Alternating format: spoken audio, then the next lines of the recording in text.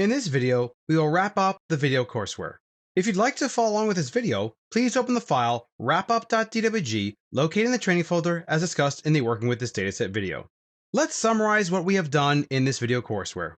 We have taken a project from beginning to end. We discovered what Civil 3D is and how powerful a dynamic civil engineering model is and how it can maximize your productivity when designing a roadway project.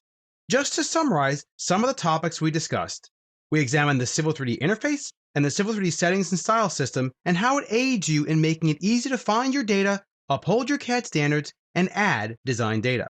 We discussed how to create surfaces from survey data, as well as how you can edit them and how great a system it is that your CAD data is dynamically linked to the surface. We then examined how to create and edit alignments and profiles and all the reporting capabilities necessary. We created assemblies and subassemblies, the building blocks for your Corda model. We then created a Corda model that was dynamically linked to all the previously created objects. We also discussed target mapping, which makes it very easy to add lanes and any other transitions necessary to accommodate your design. We then looked at how Civil 3D makes it easy to create robust pipe network systems that make it easier for you to lay out your proposed pipe networks, edit them, and even check for interferences between multiple pipe networks. Lastly, we examined some of the point cloud functionality and how you can create surfaces from them. Let's take a look at another byproduct of having a true dynamic civil engineering model. If you look in the drawing here, I've got two viewports open. One showing the plan view of graphics. Let's zoom into the roadway area. I have some car blocks here, as well as some tree blocks that look like this.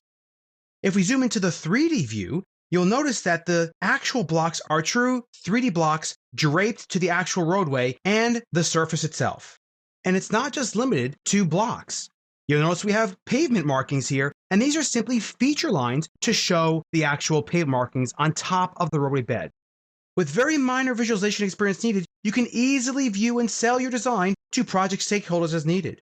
Any changes made to your design will update the visualization automatically. On behalf of myself, Seth Cohen, and all at Infinite Skills, I would like to thank you for taking this video course and wish you all the best designing your projects using Civil 3D.